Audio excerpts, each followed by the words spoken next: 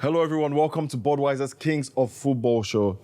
Jimmy's not here in the studio today, and that's as a result of the fact that I am the reigning king from the show last week. For the very first time, finally, I was able to get most of my predictions right, and the show producers felt that it's time for me to wear the crown and for me to lead the show today.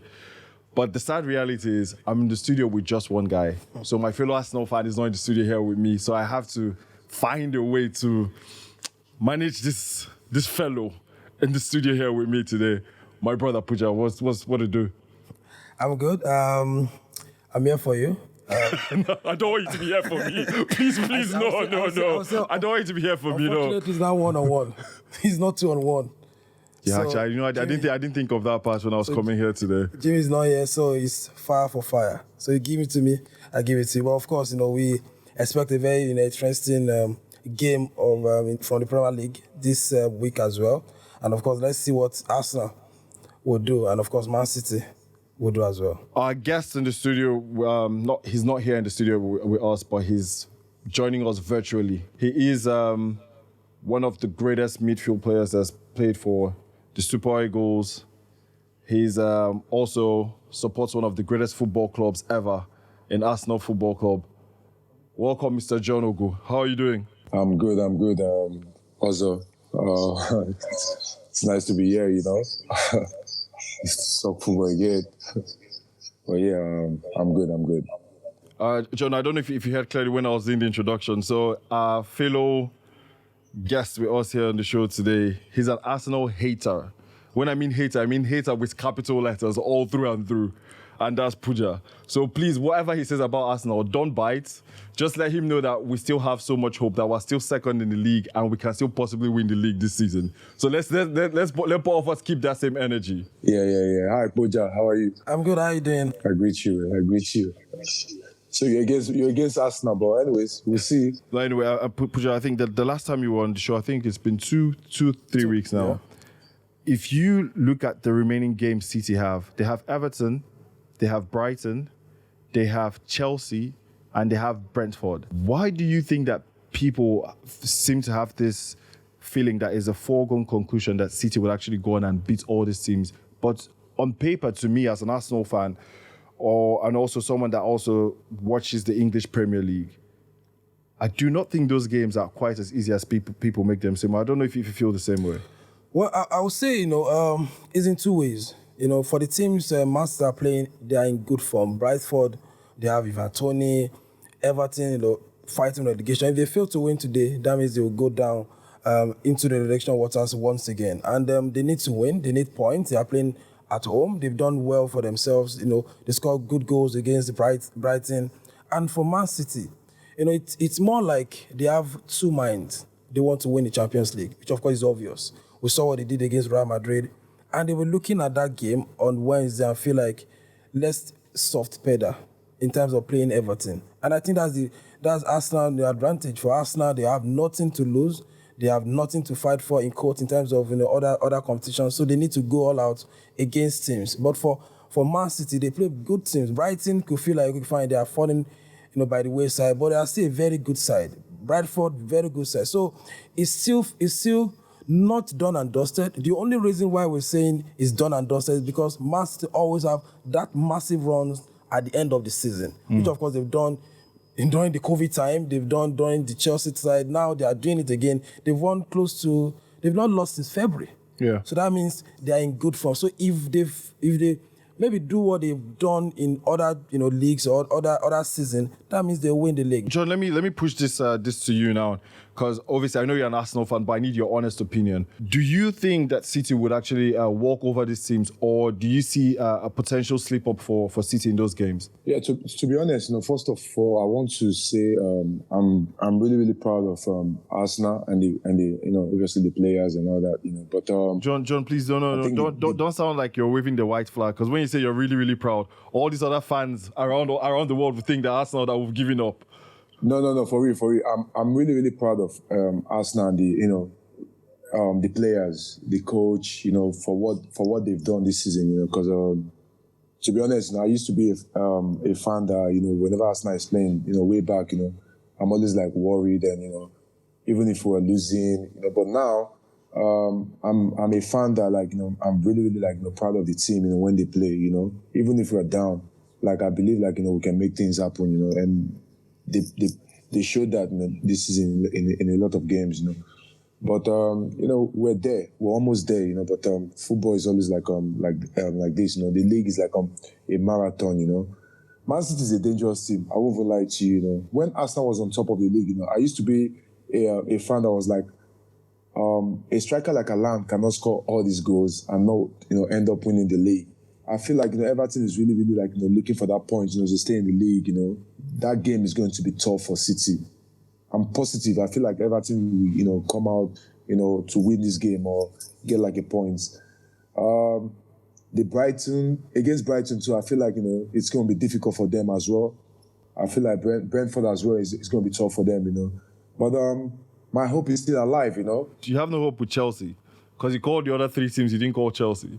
No, Chelsea cannot do anything. They are done. They are done and dusted, for the season. So the funny thing is, it's so funny the way this season has been now that we're actually talking about teams City have to play, but every single person is overlooking the Chelsea game. To be honest, I don't want to talk about Chelsea now because most people feel like I'm a huge Chelsea hater. But the thing is, when I look at those games, just like John was saying, the Everton game for me is going to give me a huge indication of how City would finish this season. Yeah. If City go on and beat Everton this weekend, I think they'll definitely win the league. I think it's that in that direction because if you look at the two teams, is a game with huge implication. If Everton fails to win, they'll go down. They'll be bottom three. If Man City wins, that means they're getting closer to winning the league. That would be 5 times in 6 years. Yeah, 5 times in 6 years. Yeah. So if they find a way to win this game, it's done and dusted. It's scary when you look at, because John was talking about Haaland and his performance, and actually congratulations to him. He's won the Football Writers Player of the Year. I think when you look at some of those awards this year, I think he's also eligible for the Young Player of the Year as well. I don't think the Premier League has ever seen a football player like him. Most people would say the best international player to play in the Premier League is Thierry Henry, of course, an Arsenal legend anyway. I just had to slip that in there. John, I mean, you're someone, obviously, you're a professional football player. You've played under so many very good managers. Where are you sitting on this? Is Pep this great because of the checkbook he has, or do you believe that he actually really is a football genius? Pep is the best manager. For me, is the best. When you look at how Pep set up his players, in games and everything, as a football player, you can't fault him, Like if you watch the way Arsenal play, you could see that Pep style in Arsenal, where you see Zinchenko or Tierney, our right back, drive inside when we have the ball, That's Pep. And then if you watch Manchester, when they play as well too, you see Van Bissaka as well too, do the same thing. Like I have a friend, he always like come up like, oh, this Pep is this, is that. Like, for example, the game against Real Madrid where Akanji was on the left side, Like I said, listen, this is a coach who invent different formation, different style of play, and it works for him. He's the best. He's the best. For me, Pep is the best. Like, I wish I played under someone like Pep, in my career, But it didn't happen, But for me, I just feel like Pep is everything. He's everything in football. For the very first time on this show, I've never seen someone that is 6'2", 6'3", trying to sneak into the studio. This is the best time. Jimmy, I'm looking for him right now. I'm like, who is this guy? I thought he left because Puja was already happy that he said it was going to be 1-on-1. No. But now it's fully 3-on-1. How is that possible? Please explain yourself. Permit me to ask for forgiveness. I'm only sneaking in because some Man U fans tried to stop me from coming here today. They tried, but they failed. The king is still here, ably supported by his one and only lieutenant, the right-hand man. Not left or hand man. I'm telling you, exactly. Puja, how dare you? You call this a one-on-one. Did you think that you were actually going to have the grace of having such a great day to have a one-on-one challenge with us? It's not possible. I was very we happy. were always I was very happy. To every one man you found, there are two Arsenal fans. What up, John? How you doing, bro? I'm good. Welcome. Yeah. Pooja, let's move to Newcastle. Yeah, I think before the show started, you were talking about Jose Mourinho, Newcastle, how he felt they needed a bigger manager. Yeah. What exactly led you to have that kind of thinking? For Newcastle now, they need to scale up. And if you are scaling up, you need a big manager. You need to scale up that mentality. Don't think it's harsh, Eddie Howe. Isn't that tough after the season is had? Okay, let's talk about Chelsea. The Chelsea, pre-2014. They won the FA Cup with Ranieri. They were doing well, but they were not scaling the top, the hurdle top to the next trophies. level. And of course, they needed someone who have won the Europa, tournament, and they brought a special one, Jose Mourinho, and they broke that jinx, winning the title for them in 50 years. Pooja, what are you saying? So what I'm saying in essence is Eddie Howe have done well, Right. and I think this is the level he will get to. He will get them to the top 4. He will So get them to if they are to semi-final. replace him, who should replace him? Jose Mourinho. Wait. Because it will scale up. It will scale up. I thought that was an analogy. No. It will scale up the team. Okay, because if you look at what Jose Mourinho have done, you find it very easy on unfamiliar territory. Look at what he did at Inter. I don't have anything against Jose Mourinho, but the only reason why I support what Paul just said is in Newcastle now, they want to be in another level. Why? If they bring in Jose Mourinho, because they want to be like, well-known club, Yeah, more the than big clubs, what they are now. Yeah, the big clubs, So, but if you look at the football now Newcastle is playing, if I'm the owner of that club, I will never sack Eddie Howe or Jose now. Yeah, but the truth is, I don't think Jose Mourinho will want to leave Roma now. The only time I feel like Jose will leave Roma now is if they win this Europa Conference League. Yeah. Or the Europa League itself. Yeah, Europa League, yeah. You've alluded to how Brighton performed this season. Who do you see performing that way next season? Fulham, for me, if they do not lose some of the players, because that's the tricky part. Because we've seen Southampton now, and most likely they're definitely going down. And Southampton, they've been that team where they've recruited very well, and also they've developed really talented football players that have gone on to do great things. And at this point, it has come to bite them because you keep selling, you keep developing players, you keep selling. At some point, you wouldn't have the talent to keep you afloat in the Premier League. We've seen it happen to Southampton. That could be Brighton next season as well. Because I don't. Fulham next season. No, I'm not. Well, no, what I mean is in terms of that, in terms of having that cycle. Because Brighton will probably lose some of those good players, but Fulham, 3 or 4. Exactly. But for Fulham. But Brighton have been losing players, though. I dare say. If Fulham are able to keep the players, I think they're definitely going to stay there. Since last season, Brighton has been losing players. Now, because I know that Fulham have been well-funded and well-backed over the last couple of years in their return to the Premier League, they spent heavily, just as Nottingham Forest did when they returned 2-3 seasons ago. They got relegated, they came back. Now they seem to have some stability. Is it down to their coach? Well, I think, Marco Silva, he has done a very good, he has the experience in the league, and experience, EPL manager. But also said, I think it's down to recruitment. If you don't recruit well, because they came the 2 seasons ago or 3 seasons ago, they spent a lot and they went down immediately, the same season. So apart from managers, if you don't buy rightly, there's nothing you can do. I want to give you something that I think you should all take home and consider. This goes out to all you Tottenham fans. This is what I have to say for you.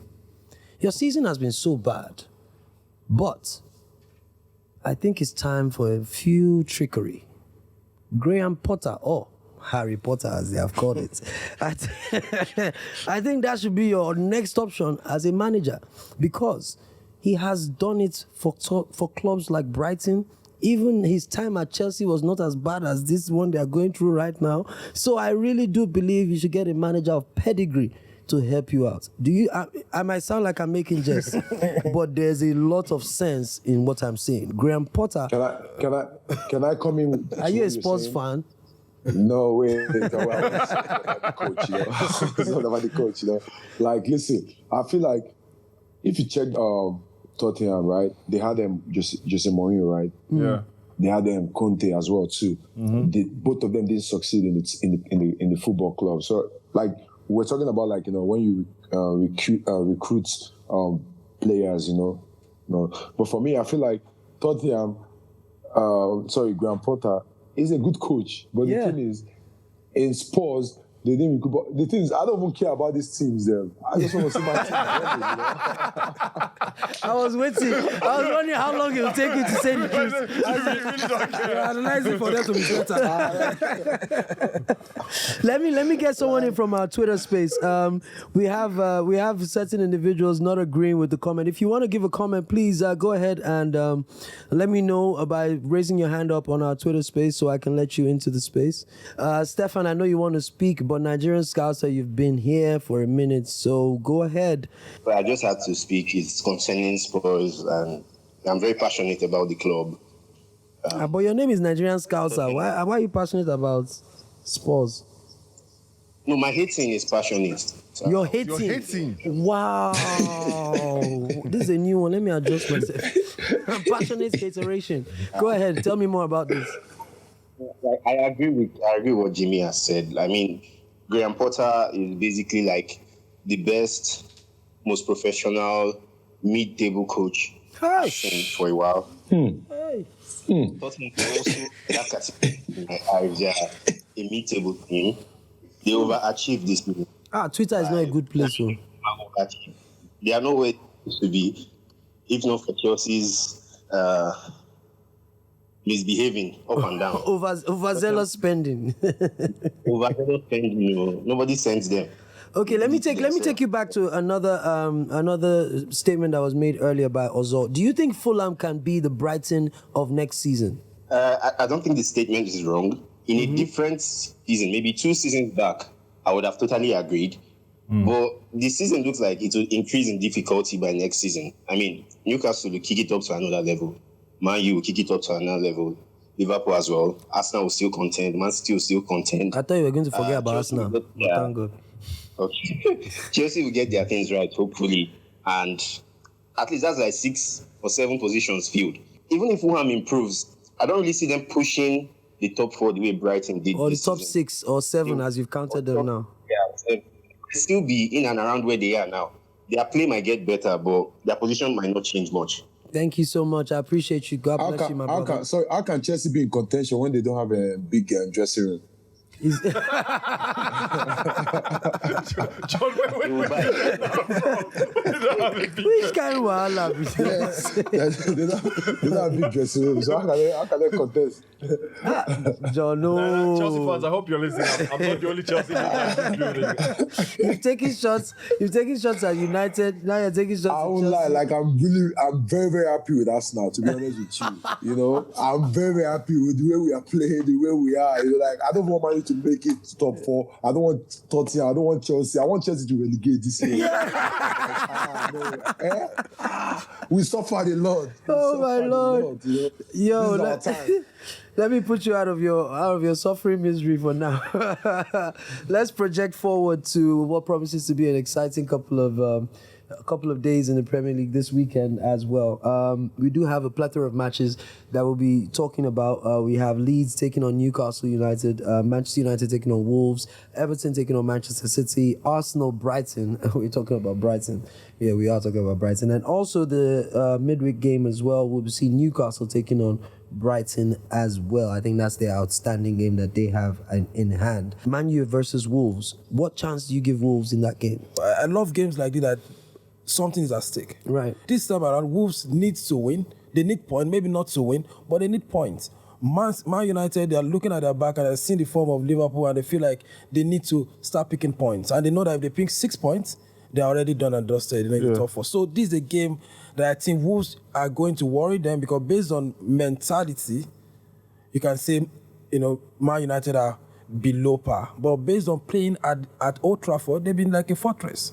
So it's a twist for them. But of course, I believe with what is coming, Bruno Fernandes talking tough, Erik ten Hag saying, they need mentality in the team. I think Wolves will give them a run for their money. And I don't think, Man United can win that game. Ooh. Thank God you're not predicting yet. I didn't see that one coming. For this guy here, wow. Anyways, John, I want to come to you to talk to me about, Everton, Man City. We all saw what Everton did against Brighton. We all saw what Man City did in the European competition, coming back from a goal down to secure a draw against the almighty Real Madrid. Expectations are that if they are going to drop points, this is one of those games that they might, because of Everton's level of desperation and also the fixture congestion for Manchester City. How do you, with all these things being put into consideration, how do you see this game playing out?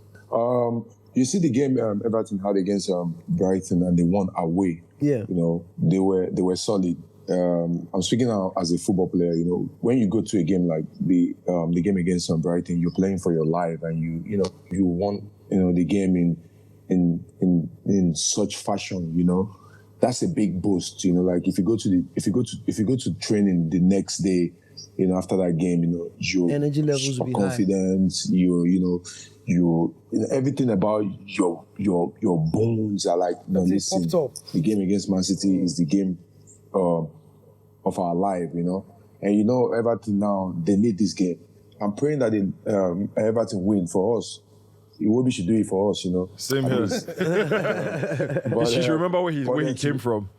Yeah, but to be honest with you, it's going to be difficult, But it's very possible. It's very possible that Everton, it's possible, but Everton will slip back into relegation zone if they lose against Man City. The least I can see in that game is probably draw. Okay, we'll get to your prediction when we get to our stake or claim. All right, let's go back to our Twitter space now. Any thoughts on Southampton getting relegated if they lose to Fulham today? Before we go into our stake or claim segment of the show, I got one person raising his hand up, Papi Chulo. I don't know why I said your name like that, but yeah, Papi Chulo, what you got for me? Good morning. I see Southampton fighting. Also, good morning. What team do you support? I see Southampton fighting. Because I'm a Man United fan. But you are the old Man U. Cut him. So tell me about Southampton, possibility of them getting relegated. It's very possible, but at the same time, it depends. Let's look at it like this. A man that is drowning, we want to do everything to survive, we want to fight rough, dirty, and everything. So there's this possibility that if they come out to play, it may not happen. It's under if they fight rough, dirty, they might not get relegated. I'm telling you, same as Everton. I'm telling you, for real. All right, thank you so much. Guys, it's time for us to stake our claims. We're running low on time. Leeds United taking on Newcastle. So, what's your prediction as per that game? I think Newcastle will nick it 2-1. 2-1 for Newcastle. Yeah. All right, Manchester United, Wolves. Because of the form of Man United and with Wolves, I think 1-1. 1-1. Yeah. Okay, well taken, well noted. Everton versus Manchester City. I'm seeing a draw. A title changing. Wow. I'm seeing a draw. Yeah. For someone that does that hates Arsenal. Hello. Puja just said it will be a draw. Let me give hope. No, it's not because of Arsenal. It's because of Nigerian players playing in those teams. Just as a topic for another day, isn't it quite astonishing or a reflection of what the Super Eagles are going through that Super Eagles players are currently involved in relegation battles? Think about it. Just think about it. I don't think it has anything to do with Super Eagles. No, of course not. I was just saying there's nothing for us to even worry about. I wanted to talk about Southampton. I feel like many of the teams struggling today, they had this problem, with the kind of players that they signed for their team. And for Southampton, for example, I know why a lot of people are praying for them to be relegated. That was because they stopped playing Joe Aribo before Nacho came, But I'm not saying all these people. I just want us not to win league. I beg. I'm so far they lost. Last. Everybody go chop breakfast. All right, I appreciate that. Still with Puja. Puja, you're still making your predictions for us right now. Arsenal versus Brighton. What's your predictions? I think Arsenal will win. Brighton are fall off. They're already in vacation. They're ahead. For Arsenal, they are still fighting. They're still looking, through the window and seeing what Man City. But I think Arsenal will win 2-1. Oh, Arsenal, we always concede. Last but not least, still with Brighton, we're talking about Newcastle, Brighton this time. I think Newcastle, I think they want to finish on a high. I think they'll beat Brighton 2-1. All right, so those are your picks. You've made them. Hopefully, this will get you to sit on the throne. Well, unfortunately, right now we're the one sitting. Although your head is probably too big for the crown. But your head will swear past no one. I'm just tired. Right, so let's go to our guest for the week, and that is, of course, John Ogu. John, we're going to just take your predictions. You've given us very in-depth analysis of most of the games already. So just run through it for me. Leeds United taking on Newcastle. What's your prediction? I see Leeds winning. They will concede, but they know how to score goals. And so what I see scoreline? Leeds winning. 2-1. Man United Wolves. What's your prediction? Who's I see winning? Man U winning. Man U. Man U to win. Yeah, Man U to win. And the scoreline? I see 2-0. 2-0. 2-0. Yeah, 2-0, yeah. Okay. Next game is Everton versus Man City. You kind of alluded to it, but what's your take? I see a draw, maybe like 2-2. But I pray Everton wins like 4-0. I like your honesty, bro. There's no hiding it. Yeah. Now, to the most honest part of you, the Arsenal side of you. Arsenal Brighton. We will smash them. I see us winning that game 3-1 or 2-0. 3-1 or 2-0. Okay. Yeah. And then Newcastle Brighton, the last game. Newcastle will smash it. Like, I see them winning that game 3-0. So that's 2 back-to-back losses for Brighton for you. Thank you so much. I'm sure Brighton fans are angry. Brighton is not really playing for anything, like you guys said. Maybe Yeah, they just want to try to. But I feel like Brighton is a good team, but compared to Newcastle, Also, you have the opportunity or the right not to remain silent. Let's make my prediction. So tell me, Leeds, Newcastle, what's your prediction? Newcastle have players that can hurt Leeds, so I'd say Leeds, they have some Allardyce, they're fighting for something. I would say a score draw 2-2. 2-2 draw. Manchester United, Wolves? Manchester United Wolves. We had 2 United fans in the studio last week, and I kept telling them, oh. Yes, and it definitely looks like it's coming to fruition this time. They don't want United, they are flaky this time. I would say Wolves nick it 2-1. That kind of rhymed. Everton taking on Man City. There ain't nothing rhyming about that one. Everton, Man City. I'm biased with this one anyway. I'd say Everton to somehow nick it. This is another Fulham to win. I'll say 2-0. And then Newcastle, Brighton, the last game. Newcastle would definitely have something to play for because they will want to solidify that third spot. So I'll say Newcastle to win 3-1. All right, those are the predictions of the panel in-house. Here are my predictions. Leeds United will be losing to Newcastle by 3-1. Manchester United will win against Wolverhampton Wanderers by 2-0. Everton against Manchester City. I'll be flattered if they get a result, but it might end up being a 2-1 reverse in favor of Manchester City. Arsenal to beat Brighton by 3-0. And Newcastle against Brighton. I think Brighton will turn it around, giving Manchester United hope in the battle for the top 4. It'll be a draw. Newcastle won't lose at home, but they will not win the game either. So that's my prediction. For me, the word I will use to describe my team's season, and I'll go around and everyone can say their goodbyes as they do that, is unbelievable. If we end up winning the league, it will still be unbelievable. Where we are right now, it's unbelievable considering where we're coming from. And it will be an unbelievable end to the season if we end up doing what every Arsenal fan is hoping for. I'm not going to tell you what that is if you don't know already. Having said that, John, give me your final word. How would you describe your team's season so far this? Solid. Even if we don't win the league, solid. Solid, Abby. We're back in the Champions League, So yeah, solid. Solid. Thank you so much for being on the show. We appreciate you. I know you have a lot on your table as the superstar that you are, but right here on the Kings of Football show, we appreciate you. And thank you, man. Thank you. I appreciate you guys. I will see you for club, Abby. 100. Normal level. Pooja, what's your final word? How would you describe your team's performance this season? Let me go for Arsenal. I would say unexpected. Because nobody expected Arsenal to be the one chasing or fighting the league with Man City. Unexpected. So, Unexpected.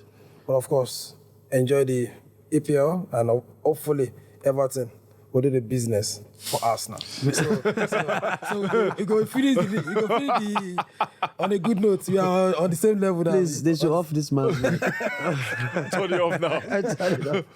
Also, No, for me, one word I'd say progress. I think Arsenal have actually made a huge jump from where we were last season to this season. So 8th. you never know. At the end of the day, this trophy may have a red and white draping on it. So we'll see. We'll see.